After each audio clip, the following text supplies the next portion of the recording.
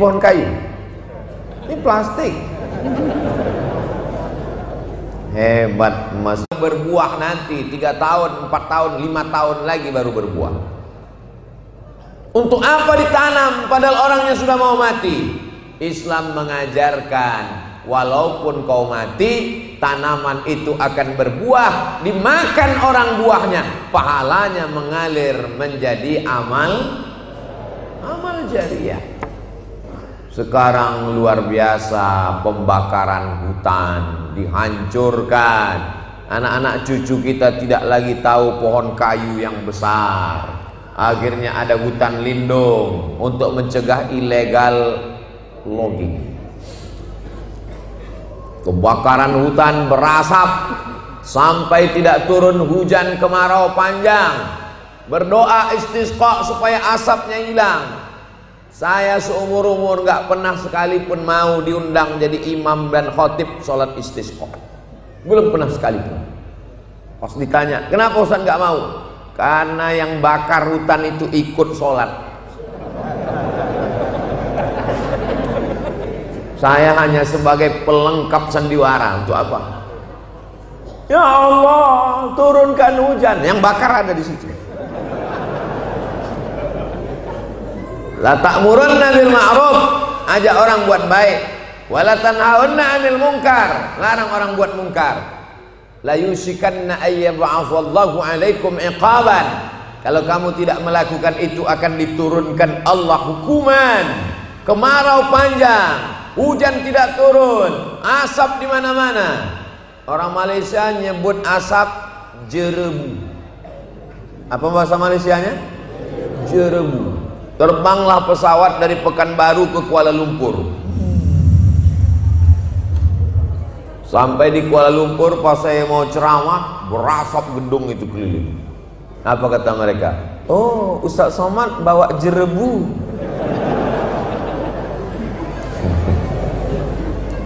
...1444 tahun yang lalu Nabi sudah mengajarkan. Makanya kata Allah dalam Al-Quran, innaka la wa innaka la ala khuluqin azim. Akhlaknya luar biasa kepada tanaman. Sekarang kepada apa lagi? Kepada air. Kalau mau ngasih contoh nggak usah jauh-jauh. Ustaz belajar dari mana? Dari Quran. Afala yanzuruna ilal ibili kaifa khuliqat wa ilas samai kaifa rufi'at wa ilal ardi kaifa sutihat. Lihatlah onta, lihatlah langit, lihatlah bumi. Bagaimana onta diciptakan, bagaimana langit dijadikan sebagai atap, bagaimana bumi dihamparkan. Melihat contoh yang dekat-dekat saja. Bagaimana akhlak kepada pohon kayu, bagaimana akhlak kepada air. La yabulanna ahadukum fil ma'id daim.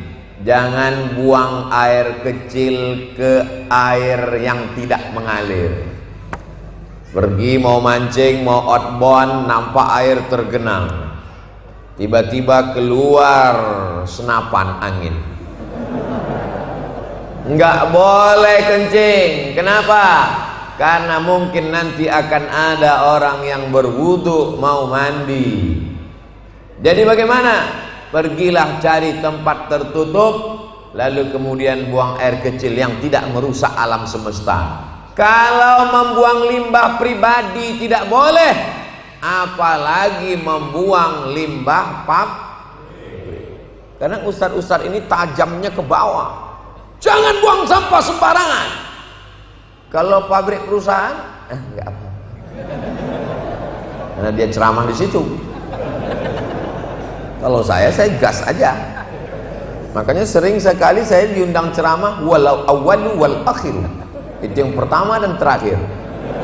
Boleh jadi yang ngundang itu kena pecat, non job. Jangan undang lagi sama, panas telinga kita. Cari yang lucu-lucu aja. Air. Makanya ada namanya fiqhul bi'ah, fikih lingkungan. Datanglah beberapa orang bertanya kepada Haji Abdul Malik Karim Amrullah. yang terkenal dengan nama Buya Hamka. Buya Hamka tolong susunkan fikih bi'ah, fikih lingkungan, fikih sholat ada, fikih zakat ada, fikih haji ada, fikih umroh paling banyak. Ustaz Somad akan berangkat umroh bulan Februari 2023. Mudah-mudahan kita bisa sama ke Makkah nanti. Ongkos tanggung masing-masing. Kata Buya Hamka, apakah sah sholat orang kalau tidak pakai air? Sah, tayamum bisa. Tapi dalam keadaan normal, maka orang mesti mandi pakai, kok pakai debu? Emang ayam? Mandi pakai air, berwudu pakai air. Orang yang masuk Islam mandi pakai air. Orang yang habis junub, mohon maaf, mandi pakai air. Yang habis maaf wiladah melahirkan anak, mandi pakai air. Wudunya pakai air. Ada orang kumur-kumur pakai tepung. Salat wajib, ma la yatimul wajib illa bihi fahuwa wajib. Salat tidak sah kalau tidak ada wudu. Wudu tidak sah kalau tidak ada air, kecuali darurat tayamum. Maka menjaga air hukumnya wajib. Air dijaga. Seandainya Nabi Muhammad itu dari India, lahirnya di tepi sungai Gangga, ibadahnya banyak pakai air, mandi hari Jumat air, mandi junub air, mandi masuk Islam air, mandi habis sembuh dari gila air, mandi ketika wiladah air, mandi setelah haid air, mandi setelah melahirkan anak air. Seandainya ibadahnya air karena dia lahir di tepi sungai Nil, logis, masuk akal. Tapi dia lahir di tempat yang tidak ada air, Makkah, Madinah. Dia bukan lahir di Jeddah. Di Jeddah dia pinggir laut. Dia di Makkah, habis Makkah ke Madinah. Itu menunjukkan bahwa ibadahnya itu bukan datang dari diri Muhammad sallallahu alaihi wasallam, tapi itu datang dari mana? Wa ma yantiqu 'anil hawa in huwa illa wahyun yuha. Siap menjaga tanaman? Siap jaga air? Tanaman hidup karena ada air. Kita hidup karena ada kamu.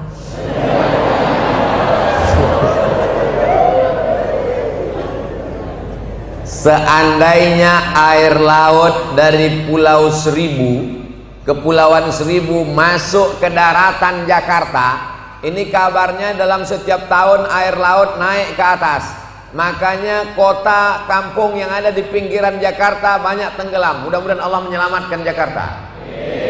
Lalu kemudian air laut itu naik ke darat, lalu seluruh air yang ada di darat ini jadi asin. Apakah kita masih bisa hidup? Kita bisa hidup 3 hari, guys. Andai asin semua air-air ini, kita masih bisa hidup 3 hari. Tapi Allah Maha Kaya. Ini air laut, ini air sungai. Air laut tidak merusak air sungai. Disebutkan dalam surat Ar-Rahman, bainahuma barzakhul la yabghiyan. Antara air laut dan air sungai ada pemisah sehingga mereka tidak menyatu. Fabi ayyi ala'i rabbikuma tukadziban. Apakah masih kau dustakan nikmat Allah Subhanahu wa ta'ala? Ini semua jamaah ini masih minum air kan? Soalnya kabarnya ada jamaah yang udah nggak minum air lagi. 3 orang. Yang pertama Transformer, yang kedua Robocop, yang ketiga Iron Man. Dan 3-tiganya nggak ikut pengajian. Koslet. Selagi dia masih manusia, disobek kulitnya keluar darah, berarti dia minum air. Maka untuk melanjutkan keberlangsungan manusia, kita mesti menjaga air. Yang paling banyak di dalam badan manusia ini darah, dan darah itu adalah air. Makanya nggak boleh banyak makan minyak, nanti darahnya kental. nggak boleh banyak minum gula, nanti darahnya kental. Kalau darahnya kental, jantungnya berat untuk menyemburkan darah naik ke otak. Jantung menyemprotkan darah naik ke otak, mendaki oksigen naik ke otak, berat. Kenapa darah jadi beku? Karena ada gula, karena ada minyak. Itulah mengapa Ustadz Somad dikasih air putih.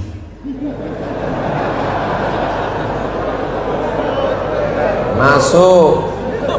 Saya bukan model ustadz yang suka nyindir-nyindir. Saya menjelaskan, ustadz jangan dikasih teh manis, karena lehernya panas habis ceramah, menggelegar pita suaranya. Kalau sayang sama ustadz, kasih air putih, karena kalau dikasih air panas ada gulanya, nanti lehernya, pita suaranya rusak. Umur 50, 60, apa kabar?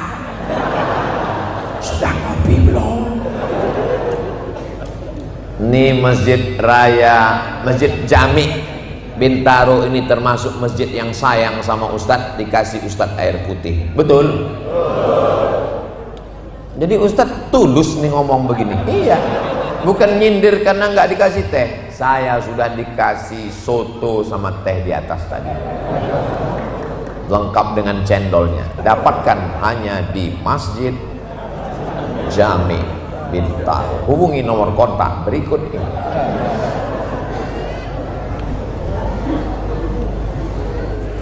Dari mana asal tisu? Dari kayu. Kayu itu dihancurkan dengan alat mesin. Jadi bukan digiling seperti buat sambal terasi. Ada alatnya untuk menggiling kayu itu sehingga hancur menjadi bubur. Nama pabriknya Pulp and Paper. Pulp, bubur. Warna kayu itu kan hitam. Bagaimana supaya buburnya jadi putih? Maka dimasukkan batu kapur dari gunung. Dimasukkan, akhirnya bubur itu jadi putih dan limbahnya kental seperti dodol. Dibuang ke dalam laut, masuk ke sungai. Ikan bukan cuma meninggal, anak cucu cicitnya mati semuanya. Belum lagi lembah-lembah semacamnya. Akhirnya nanti anak-anak kita ini tidak lagi kenal ikan. Yang dia tahu sosis. Ikan akan menjadi aneh. Sudah beberapa banyak ikan yang sudah tidak ada lagi di depan mata kita. Dulu biji mata saya ini masih sempat melihat ikan toman panjang 2 meter waktu saya masih SD. Panjang. Sekarang habis ikan itu. Ikan sudah punah menjadi ikan saurus. Beberapa pohon kayu sudah hilang. Dulu waktu mata saya masih kecil sempat melihat orang tua memotong kulit kayu. Setelah kulit kayu berwarna kuning, di dalam kulit kayu itu ada warna hitam. Dan dia kalau dibakar harum semerbak. Namanya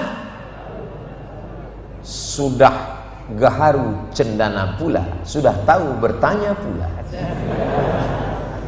Alhamdulillah, kalau anak saya, cucu saya besar nanti, mereka masih bisa melihat pohon itu. Masih ada Ustadz nyimpan pohonnya, pohonnya nggak ada, tapi kayu gaharunya ada sebesar ini. Dikasih jamaah dari Kalimantan Utara. Ustadz, ini untuk Ustadz. Saya pegang, saya tanya, berapa nih harganya kira-kira kalau segini? 50 juta. Langsung saya peluk. Saya bawa pulang ke rumah, saya masukkan ke kaca, saya kunci, saya gembok, kuncinya saya simpan. Tidak saya bakar, supaya nanti bisa saya jelaskan ke anak cucu jamaah di masa akan datang. Ini namanya pohon sorga, yang makin dibakar makin harum semerbak. Jadilah kayu gaharu, semakin disakiti, semakin dibakar, semakin harum semerbak. Boleh untuk update status besok pagi. Sekarang sudah beberapanya hilang, spesiesnya punah dan musnah. Nabi SAW mengajarkan itu sejak 14 abad yang lalu. Adakah orang 14 abad yang lalu memperdulikan tentang pohon kayu dan air? Tidak ada. Di zaman itu kalau mau potong, hancurkan, ratakan semuanya. Nabi Muhammad datang menjadi rahmat bagi pohon kayu, menjadi rahmat bagi air, karena dia wa ma arsalnaka illa rahmatan lil. Pohon kayu sudah, air sudah, sampah. Bagaimana Islam mengajarkan sampah? At-tuhuru syatrul iman. Kesucian setengah iman. Ada dalam Sahih Bukhari. Tapi Pak Ustadz, guru kami mengajarkan an-nazafatu minal iman. An-nazafatu minal iman, kebersihan sebagian dari iman, bukan hadis Nabi. Yang hadis Nabi at-tuhuru syatrul iman, kesucian setengah dari iman. Semua yang suci pasti bersih, tapi semua yang bersih belum tentu. Mandi pakai sampo, pakai sabun, suci apa bersih? Bersih, belum tentu suci. Tapi kalau nawaitu raf'al hadasil akbari an jami'il badani fardu alayya lillahi ta'ala, suci apa bersih? Suci dan bersih, bersih serta suci. Kita menghadap Allah ini apakah cukup bersih? Tidak cukup hanya sekedar bersih. Ambil baju, masukkan ke mesin cuci. Ambil sarung, masukkan ke mesin cuci. Ambil mukena, masukkan ke mesin cuci. Ambil celana pendek anak yang sudah kena kencing, masukkan ke mesin cuci. Habis itu hidupkan, langsung jemur. Bersih atau suci? Bersih, harum, tapi tidak suci. Mutanajis, najis.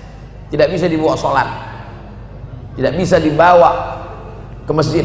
Kenapa? Ada najis di dalam. Kenapa tidak kau bilas? Kenapa tidak kau siram pakai air bersih 2-3 kali? Kan ada tulis di sampulnya, Pak Ustadz, sekali kucek tanpa bilas.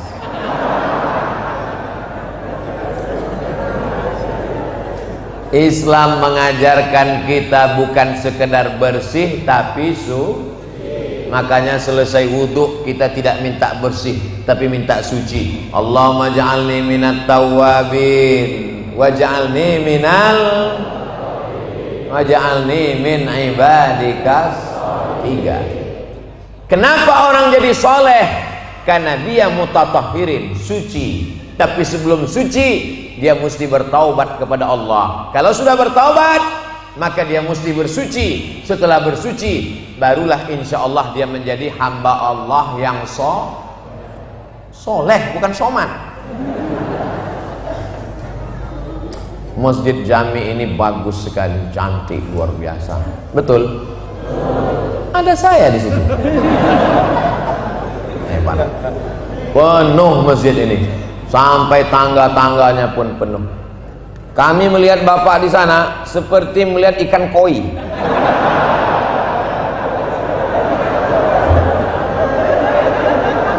Allah. Suara saya jelas. Alhamdulillah, lengkap semuanya. CCTV-nya ada, AC-nya dingin. Kadang saya ceramah di masjid itu nggak kedengaran lagi jamaah, nggak masuk ke telinga. Kenapa? Suasananya seperti di padang Arafah. Kipas angin, di sini nggak ada kipasnya, lengkap dengan AC. AC-nya panjang sekali, minal masyriq ilal maghrib, ke barat, luar biasa. Masya Allah, tabarakallah. Kitab-kitabnya rapi, lihat tuh, kelihatannya Qurannya nggak pernah dibaca.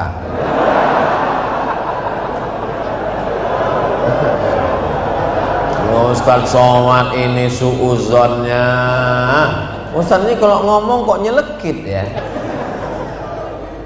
Itu Ustaz Quran dibaca anak-anak dari maghrib ke isya di sini nggak pernah kosong, ngaji tiap malam, betul? Kok tahu? Itu dirapikan karena kita mau pengajian. Dan anehnya masjid ini nggak ada kaligrafinya, nggak ada tulisan. Menurut mazhab Maliki, menulis kaligrafi di dinding masjid itu hukumnya makruh. Kenapa makruh? Karena orang mazhab Maliki kalau sholat matanya enggak ngelihat tempat sujud, matanya ngelihat ke dinding. Sesuai dengan ayat fawalli wajhaka syatral, hadapkanlah wajahmu ke arah Masjidil Haram. Jadi kalau ada tulisan matanya ngadap ke sana, pikirannya bertanya, siapa yang nulis ya?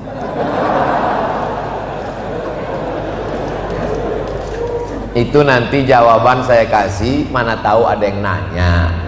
Kenapa Masjid Raya Masjid Agung, Masjid Jami Bintaro tuh nggak ada kaligrafinya? Kemarin udah dikasih Ustaz Abu Somad jawabannya, cuman kami lupa apa gitu. Tenang. Ini ada rekamannya, bisa ditonton ulang di channel Ustadz Abdul Somad Official. Subscribe, like, share, and comment. Allahu Akbar. Masjid mesti nyaman. 80% yang paling berperan di dalam masjid ini adalah mikrofon, sound system. Khutbah Jumat pakai mikrofon. Azan, imam menggelegar suara jamaah, nggak sampai ke belakang. Apalagi yang pakai eko.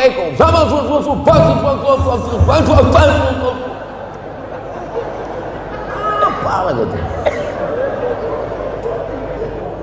Makanya ini bagi masjid-masjid sekitar nih jadi pelajaran. Ambil yang baik-baik dari masjid ini supaya mensupport, sehingga tausiah pengajian, Insya Allah tabarakallah disiapkan meja, ada kursinya.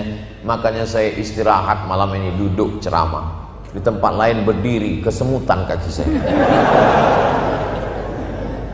Islam mengajarkan at-tahuru syatrul iman. Jadi kalau ada orang jorok, kotor, maka diragukan keimanannya.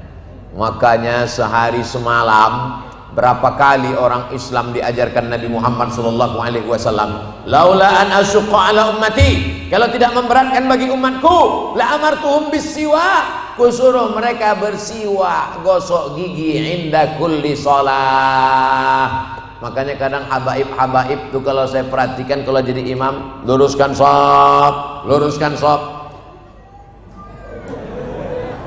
sunnah Rasulullah SAW, supaya jangan sampai waktu sholat nyangkut daging ayam.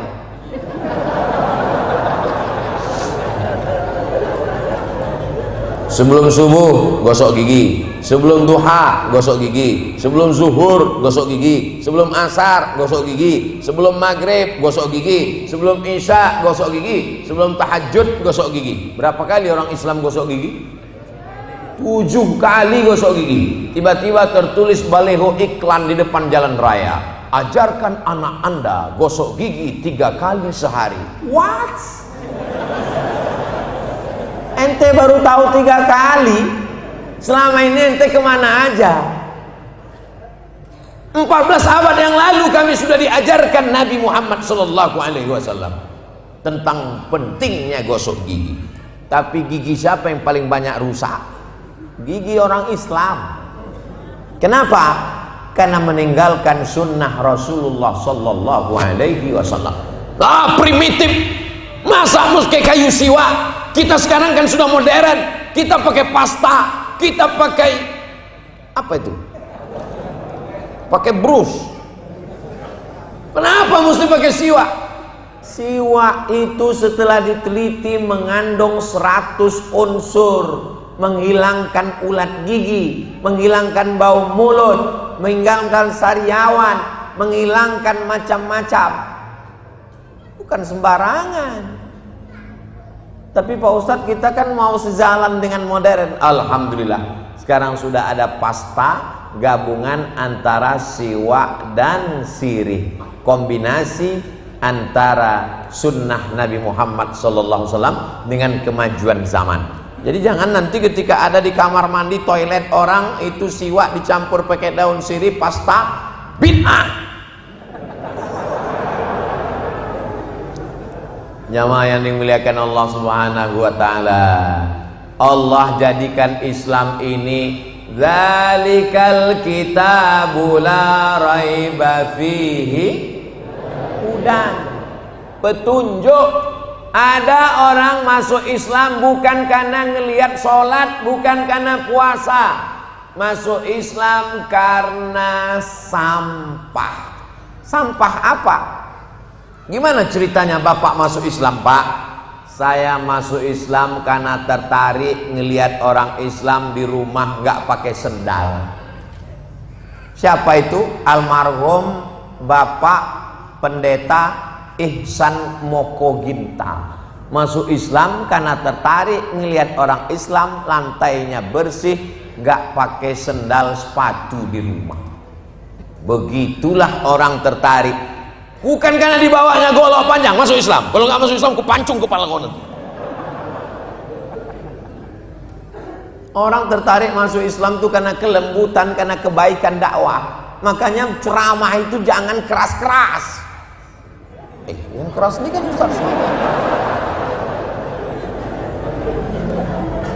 Ceramah Ustaz Somad itu bukan keras, suaranya tegas, hatinya lembut, Beb. Iya kan?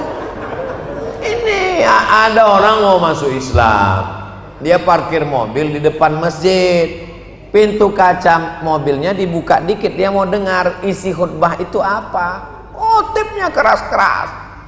Siapa saja yang masuk Islam, maka kita khitan, kita potong. Jadi dia masuk Islam. Coba kalau dia nonton ceramah Ustaz Abdul Somad tentang khitan. Saudaraku dimanapun berada, sudah ada namanya sunatron. Sunat pagi sore bisa akad nikah. Anak saya di khitan pakai program namanya sunatron. Enggak dijahit, dilem pakai lem Alteco.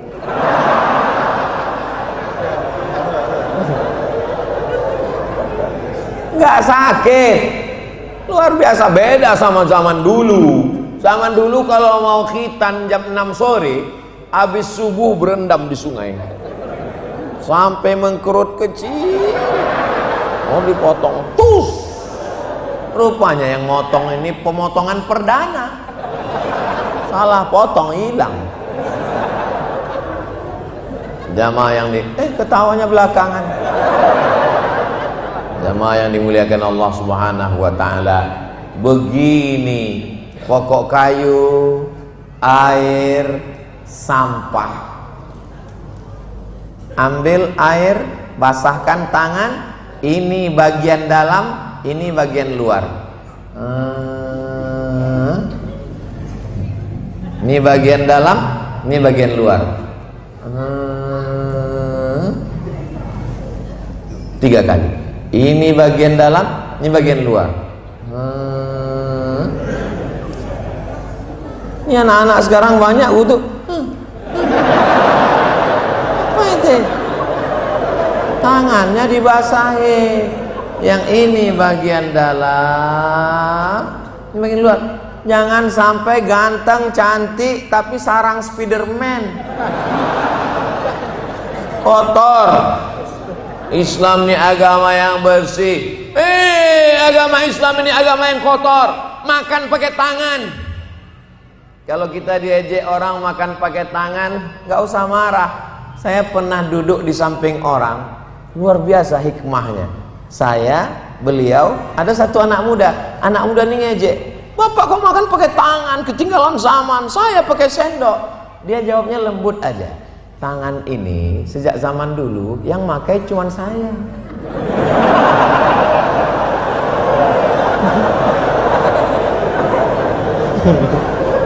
Sejak kecil sampai sekarang yang makan ini cuma saya yang makai ini. Sendok yang kamu pakai udah berapa mulut. Lebih bagus lembut kena daripada keras nggak kena. Ngapain marah-marah, nanti cepat mati.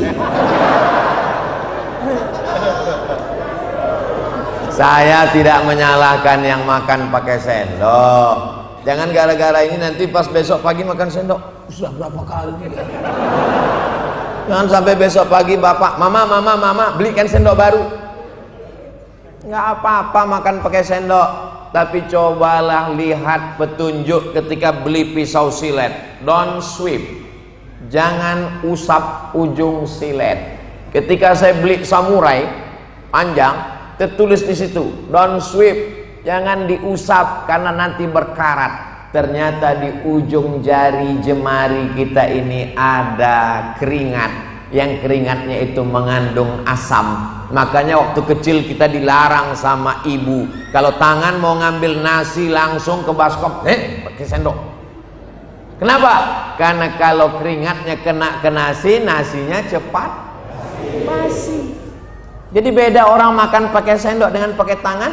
Kalau pakai tangan, nasinya cepat basi, cepat busuk di usus, maka ususnya kerjanya ringan.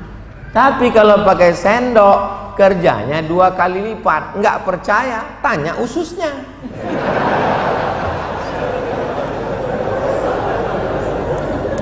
Ini bukan cerita masalah halal haram. Ini masalah mukjizat ilmiah yang ada dalam sunnah Rasulullah Sallallahu Alaihi. Tapi jangan gara-gara makan pakai tangan sunnah lalu pakai sendok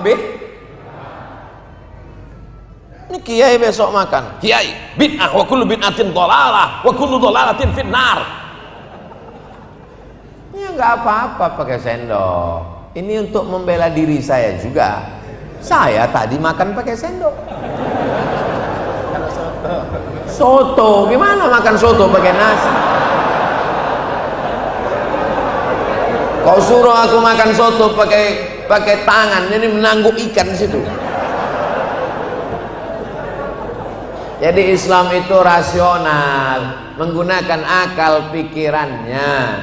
Nabi Shallallahu Alaihi Wasallam itu kalau dikaji aspek kehidupannya, dari hal yang kecil-kecil, remeh-temeh, sepele, begitulah Allah menurunkan dia. Allah menurunkan dia sebagai pelajaran untuk semesta alam. Tiba-tiba ada seorang laki-laki menyalakan obor. Dia nyalakan obornya di sarang semut. Ada sarang semut di atas pohon kayu, dia bakar. Semut. Ayo. Apa kata Nabi? Marah Nabi Muhammad sallallahu alaihi wasallam. La yu'adzibu bin nar illa rabbun nar. Tidak boleh menyiksa, membunuh dengan api kecuali Allah yang menciptakan api. Itu makanya tidak boleh membunuh dengan api, menyembelih dengan pisau. Gimana nyembelih dengan api? Ya nggak boleh, mesti disembelih. Idza dzabhtum fa ahsinuz dzabhah. Kalau kamu menyembelih, sembelih dengan baik. Bagaimana cara menyembelih dengan baik? Falyuhidda syafratahu, tajamkan pisaunya, wal yurih dzabi'atahu, buat binatang yang disembelih itu mati tenang. Bismillahirrahmanirrahim. Allahu Akbar. Alhamdulillah saya punya golok yang sangat tajam. Ambil kertas. Ustadz yang ngasih golok siapa? Juleha. Oh, perempuan, juru sembelih halal. Kasih saya golok. Saya sangka golok ini sebagai cenderamata hadiah. Ternyata mesti dipraktekkan motong sapi. Kan nggak mungkin kita ngaku takut kan? Ustadz berani motong? Berani. Padahal saya nggak pernah motong. Tapi karena udah kadung berani, akhirnya motong. Bismillahirrahmanirrahim. Allahu Akbar. Alhamdulillah mati. Coba kalau nggak mati. Islam mengajarkan goloknya mesti tajam, kuku panjang, ditusuk leher ayam. Cus, bolehkah motong ayam pakai kuku? Nggak boleh. Ada tulang iga kambing, diambil tulang iga, potongkan ke leher ayam. Nggak boleh pakai tulang, nggak boleh pakai kuku, nggak boleh pakai pisau tumpul. Ini ayamnya masuk terus ke rumah, masuk terus ke rumah. Awas kau ayam, nanti ku potong kau pakai pisau tumpul. Nggak boleh. Mesti diasah dulu tajam, matinya mati tenang. Makanya dulu beberapa tahun yang lalu pernah dipermasalahkan S-T-U-N-N-I-N-G, stunning, bacanya stunning. Karena ternyata beberapa rumah potong memotong sapi pakai stunning, seperti pistol, tapi pelurunya nggak keluar, ada tekanannya, ditembakkan ke kening sapi itu, kena otak kecilnya, pup, langsung mati, darahnya nggak keluar, lalu kemudian menyatu dengan dagingnya, tidak dicuci, dipotong, diletakkan di atas briket api, bolak-balik, nggak matang, masuk ke roti, dimakan, yummy, barbecue. Langsung kena penyakit namanya mad gila, sapi gila.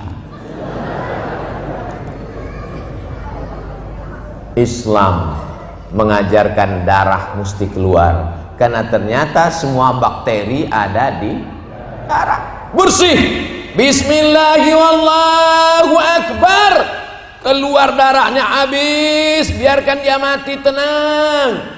Setelah itu baru kemudian dipotong-potong, cuci sekali, airnya masih butek, cuci 2 kali, masih beku, cuci 3 kali, agak bening, cuci 4 kali, bersih. Pesan ibu saya, nanti kau kalau bersihin ayam 2 kali, kalau kambing 4 kali. Kok gitu, Mak? Karena kambing kakinya 4, ayam kakinya 2. Kita nggak tahu, iya aja. Sekarang baru mikir, ternyata ayam dagingnya putih, darahnya nggak terlalu banyak. Kalau kambing sapi merah, cuci 2 kali masih merah, cuci sampai bersih, dikasih jeruk, diletakkan ke api, benar-benar matang, dimakan, dibaca dengan bismillah. Nggak ada sapi gila. Yang gila orangnya, memang belum makan udah gila duluan. Islam ini kalau dijalankan, diamalkan, dari aspek bersihnya, peduli lingkungannya. Jadi Islam ini bukan hanya sekedar mengurus kunut nggak kunut, bukan masalah ngurus bismillah jahar, bismillah sir, bukan cuma masalah ngurus kaki celana naik apa turun, bukan masalah ngurus jenggot apa nggak jenggot. Islam ini sampaikanlah yang menunjukkan mukjizat dan kebaikan akhlakul karimah Nabi Muhammad sallallahu alaihi. Jangan sampai orang nanti jadi ateis gara-gara kajian-kajian khilafiyah. Di kantor dia sudah sibuk otaknya memikirkan atasannya, di rumah dia sudah sibuk otaknya memikirkan permintaan istrinya. Ini baik-baik semuanya. Dulu memang di sini pernah ada nggak baik, tapi udah meninggal. Di jalan dia memikirkan lagi kena razia. Dia di masjid mau cari ketenangan, tiba-tiba di masjid dia disibukkan lagi dengan khilafiyah. Akhirnya orang bisa jadi ateis. Kalaupun dia tidak jadi ateis, dia akan jadi agnostik. Apa sih beda ateis dengan agnostik? Ateis nggak ada Tuhan sama sekali. A, tidak. T, Tuhan. Is, keyakinan. Ateism, keyakinan yang meyakini nggak ada Tuhan. Sedangkan agnostik, dia percaya Tuhan tapi dia tak percaya agama. Kalau ditanya Tuhan ada? Ada. Agamamu apa? Saya nggak percaya agama. Tuhan terlalu sempit untuk diklaim oleh satu agama. Jadi nama Tuhanmu siapa? X. Jadi kalau dia berdoa, oh X, X-Men. Maka yakinilah satu agama, innad dina indallahil Islam. Nama Tuhan yang kau sembah siapa? Ya Rahman, Ya Rahim, Ya Malik, Ya Qudus, Ya Salam, Ya Mu'min, Ya Muhaimin, Ya Aziz. Cara menyembahnya bagaimana? Sallu kama ra'aitumuni usalli. Salatlah kamu sebagaimana melihat aku. Idza qumtum ila sholati faghsilu wujuhakum. Basuh wajah. Saat membasuh wajah, keluarlah dosa-dosa dari kelopak mata. Keluarlah dosa-dosa dari mulut saat kumur-kumur. Keluarlah dosa dari hidung saat air istinthar. Wa aydiyakum ilal marafiq, Saat air disiramkan ke tangan sampai ke siku, keluarlah dosa-dosa tangan. Wamsahu biru'usikum, usaplah kepala sampai telinga, keluarlah dosa-dosa otak, isi pikiran kotor, jahat, dengki, busuk hati, hasad, dendam, kesuman. Setelah disiramkan ke kaki, wa arjulakum ilal ka'bain, bersihlah dosa-dosa kaki. Seandainya Allah mau tunjukkan, kelopak matamu melihat dosamu mengalir dengan aliran air wudhu, maka selesai wudhu itu dia minta suci zahir dan batin. Dia ulangi syahadatnya, asyhadu an la ilaha illallah wahdahu la syarikalah wa asyhadu anna sayyidana Muhammadan abduhu wa rasuluh. Allahumma ja'alni minat tawwabin wa ja'alni minal mutatahhirin wa ja'alni min ibadikal. Sekarang banyak orang yang wudhu tidak merenungkan apa yang ada dalam wudhu. Wudhu sambil nggak ada perenungan, nggak ada hikmah, nggak ada mikir sama sekali. Itu kan sambil nelpon lagi. Iya sebentar. Gimana? Selesai wudhu nggak ada lagi berdoa menghadap, nggak ada. Kalaupun berdoa, doanya nggak jelas, macam kumur-kumur. Sholat ini perenungan. Agama ini bukan sekedar ritual bim salabim abrakadabra, tapi dia diucapkan di mulut, dipikirkan di kepala, direnungkan dengan hati, merasuk. Lalu kau angkat kedua tanganmu menghadap kiblat dan berkata Allahu Akbar. Yang besar itu siapa? Allah. Wali kota? Bukan saya yang ngomong, Pak.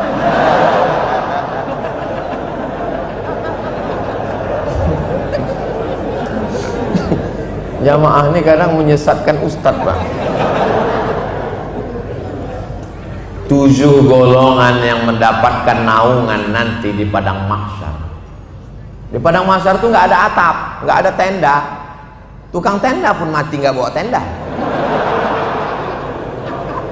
Watakunul jibalukan ainil manfush. Gunung Semeru sekarang yang sedang dia baru bersin itu. Wah, manusia pernah panik.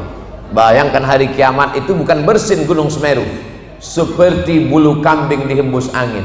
Gunung Kidul, Gunung Merapi, Gunung Kelut, Gunung Semeru seperti bulu kambing dihembus angin. Bagaimana kita? Jadi kalau ada pejabat, orang kaya, tetangga, jamaah yang angkuh, yang sombong, sampaikan ke dia, watakunul jibalu.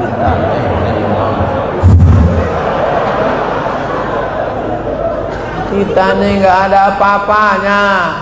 Tadi dalam perjalanan kemari saya sedang tonton saudara kita dengan lelehan air mata mendoakan mereka. Kuatkan saudaraku yang ada di Semeru ya Allah. Jauhkan mereka dari bala mentah, bencana, musibah ya Allah. Rumah ditinggalkan, mobil ditinggalkan, lari karena takut. Debunya itu menghembus 20 km. Wah, biasa.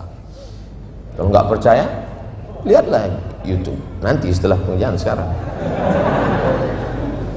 Bapak Ibu yang dimuliakan Allah Subhanahu wa taala. Sebelum Nabi Muhammad sallallahu alaihi wasallam datang, seorang laki-laki menikah. Habis itu nikah, habis itu nikah, habis itu nikah, habis itu nikah, habis itu nikah. Namanya poligami unlimited. Enggak ada batasannya. 1, 2, 10, 20 turun ayat untuk membatasi. Fankihu ma taba lakum minan nisa, nikahilah perempuan yang baik-baik, masna wa sulasa. Alah, pura-pura enggak hafal. Waruba. Ayat ini untuk nyuruh nambah atau mengurangi? Jelas, Bu? Jadi yang banyak-banyak tadi dikurangi, cuman tinggal 4. Dulu sebelum Islam datang banyak sekali. Dan ketika seorang laki-laki menikah, lahir anak pertama laki-laki, setelah itu dia nikah. Yang terakhir bunga desa. Suami umur 71, istri 17. Akhirnya karena nggak kuat mati. Ketahuan. Meninggal si bapak, tinggal istrinya terakhir yang muda. Maka anak pertama boleh mewarisi istrinya. Hukum jahiliyah. Makanya mereka disebut dengan jahil.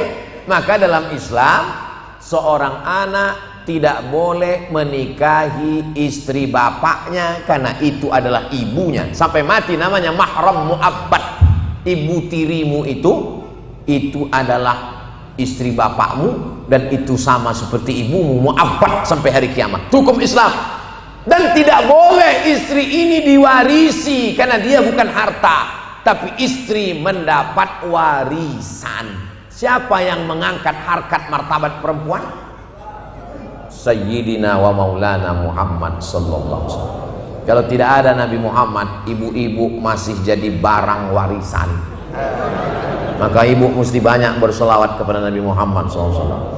Sallallahu ala Muhammad, sallallahu alaihi wasallam, sallallahu ala Muhammad, sallallahu alaihi wasallam. Ya Nabi salam alaika, ya Rasul salam alaika, ya Habibi salam alaika, salawatullah. Itu bagi ibu-ibu yang suka sholawat pakai lantunan irama lagu. Kan nggak semua sama manusia ini. Ada yang nggak suka pakai lagu, ya nggak usah pakai lagu. Allahumma sholli ala sayyidina Muhammad wa ala ali sayyidina Muhammad. Allahumma sholli ala sayyidina Muhammad wa ala ali sayyidina Muhammad. Ada pula yang nggak suka pakai suara karena dia kata dia berisik, bising. Ya nggak usah pakai suara.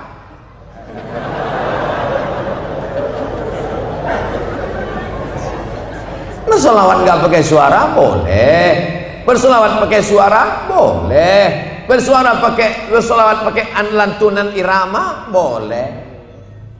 Salatullah salamullah ala toha rasulillah. Salatullah salamullah ala yasin habibillah, ala yasin habibillah. Tawassalna bismillah wa biladi rasulillah wa kulli mujahidin lillah bi ahlil badri ya Allah, bi ahlil badri ya Allah.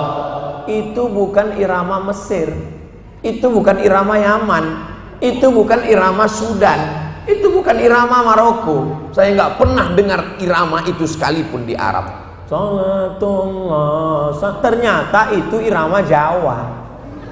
Ler iler, ler iler, nasumi ler tak ijo, royo royo, manten anyar. Aku nih manten anyar ya ingat. Jadi kita bisa saja berkreasi selama tidak merusak maknanya.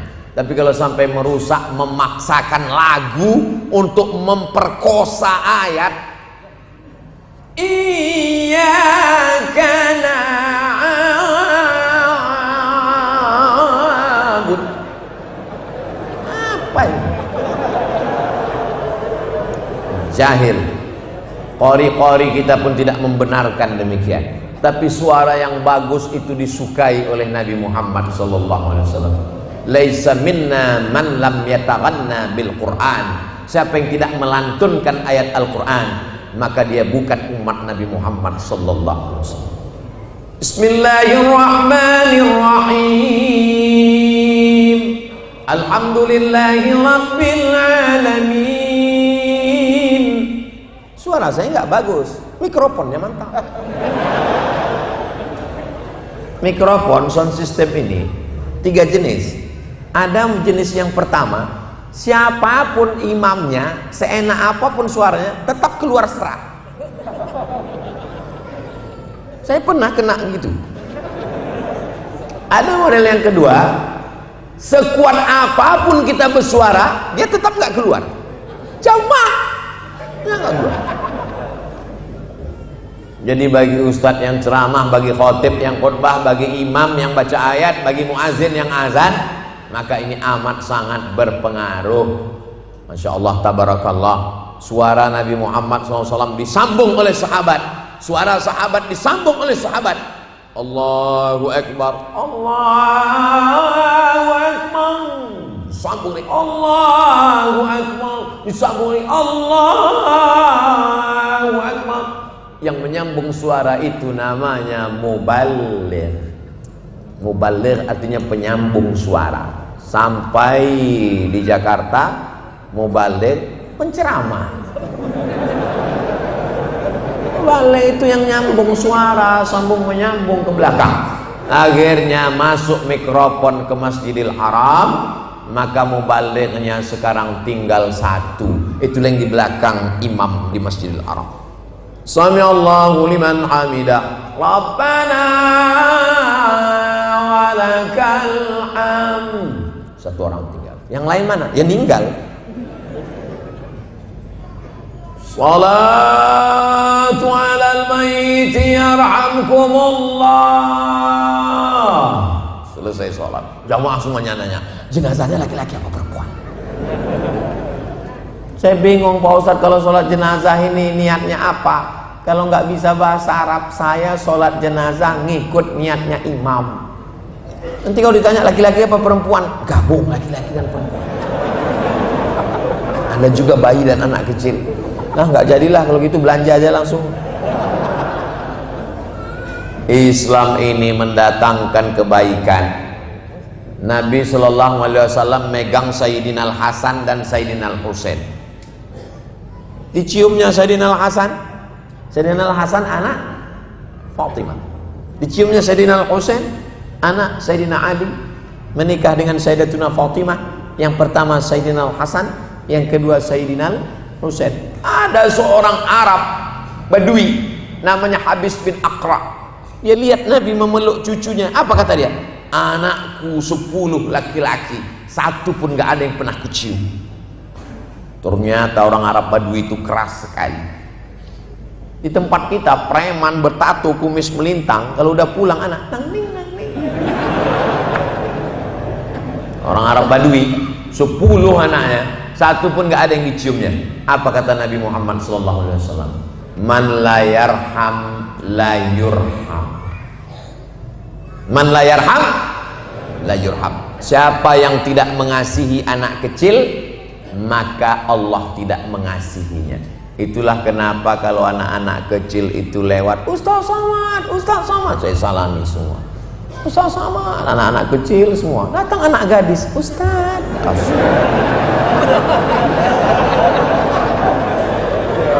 kalau sering-sering begini sumbing juga iman kita nih.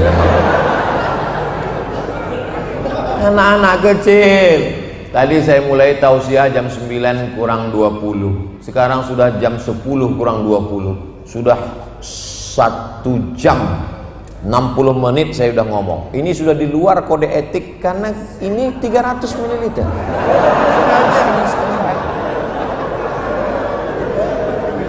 Yang jadi konsen saya bukan air minum ini. Yang jadi konsen saya, anak kecil masih tetap fokus mendengar Ustadz ceramah padahal sudah 1 jam. Itu anak-anak kecil itu, anak kecil. Di tempat lain kalau saya ceramah, anak kecil manjat-manjat tiang, lompat sini, ditariknya peci bapaknya, pulang.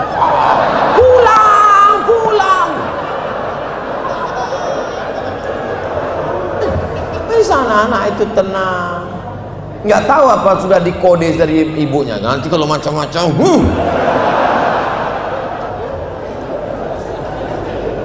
ya anak-anak inilah anak-anak yang soleh-soleh ini, pemimpin masa depan.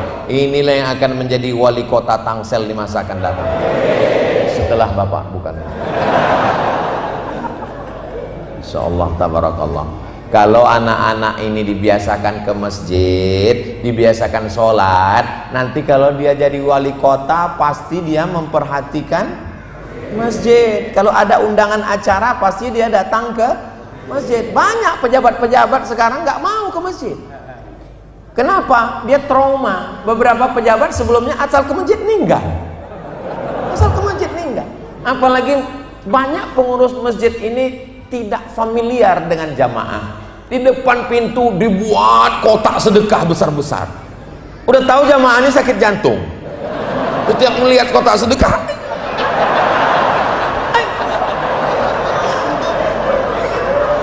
jangan jamaah ini diteror. Di depan pintu dibuat kotak besar-besar, kaca kosong. Sampai di dalam ada lagi yang lewat kotak sedekah, gambarnya keranda jenazah.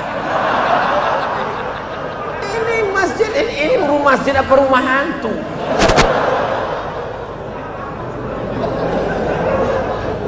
Nggak lama sesudah itu datang pengurus bawa keranjang sampah. Ya, sedekah, sedekah, sedekah, sedekah. Keluar dari pintu sebelah keranda jenazah. Islam itu masjid ini lengkap. Di tempat lain kadang fotografernya asal ngambil-ngambil aja. Kita sedang mangap, ini masjid jami ini, masya Allah. Jadi masjid mesti ada tim media dari anak-anak muda. Mereka yang mengelola. Ada Instagramnya, ada YouTube-nya, ada channel YouTube masjid kita. Apa namanya? Hah? MJBJ TV. MJBJ. Payah itu ngapalnya. Cari nama yang mudah-mudah.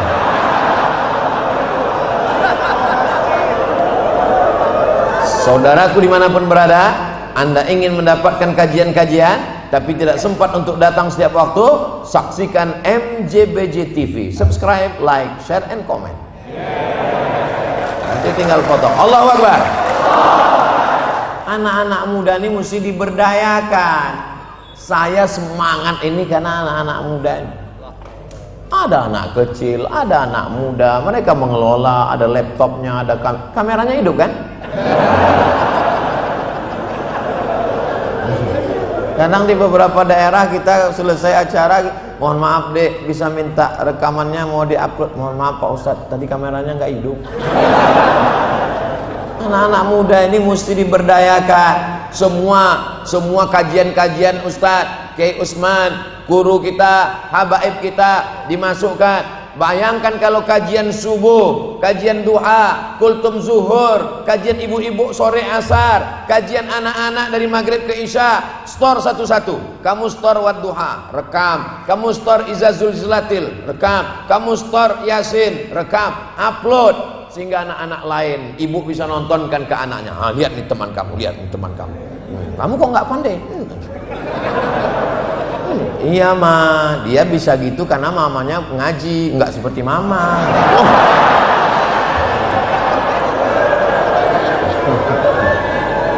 Ibu-ibu ini semuanya pandai ngaji. Kalau lagi rame-rame.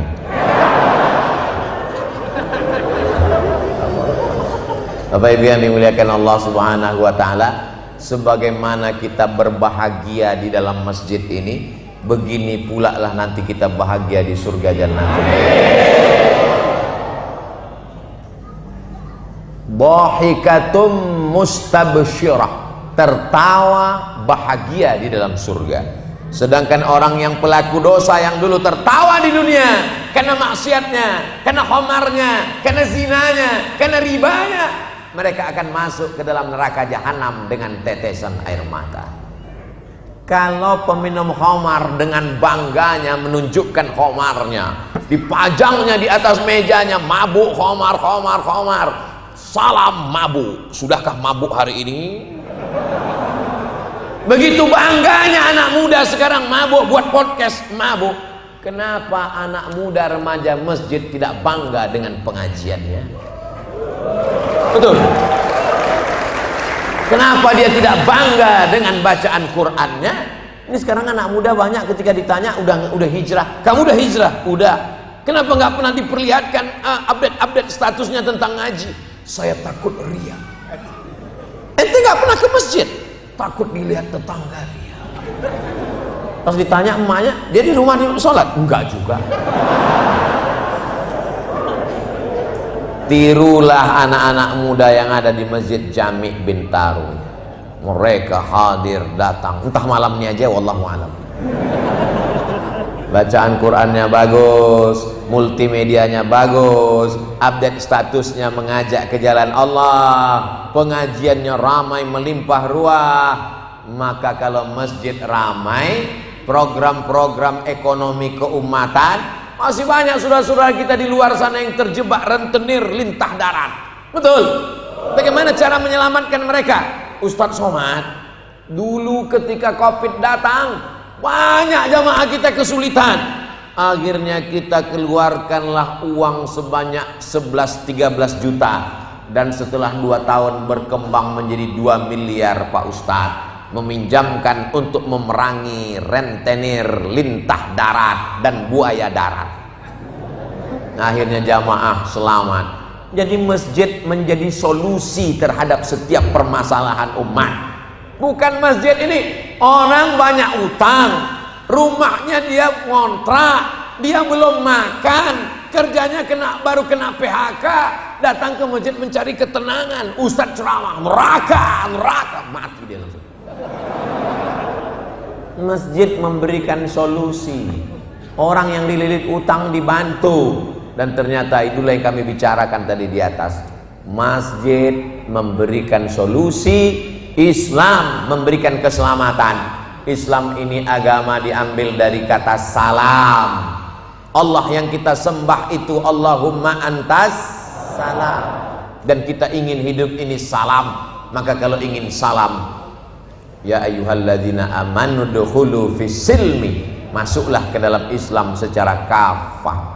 Itulah yang dapat kita kaji pada malam yang penuh dengan keberkahan ini. Mudah-mudahan kita diakui sebagai umat Nabi Muhammad sallallahu alaihi wasallam. Mudah-mudahan semua yang hadir ini diampunkan silap salah dosanya, anak-anaknya menjadi soleh dan solehah, anak muda kita dijaga dari narkoba, dijaga dari zina, dijaga dari pacaran, dijaga dari LGBT, dan Masjid Jami' Bintaro tetap kekal abadi sampai hari kiamat. Ala hadhihi niyah, untuk niat yang baik ini Al-Fatihah. A'udzu billahi minasy syaithanir rajim. Bismillahirrahmanirrahim. Alhamdulillahi rabbil alamin.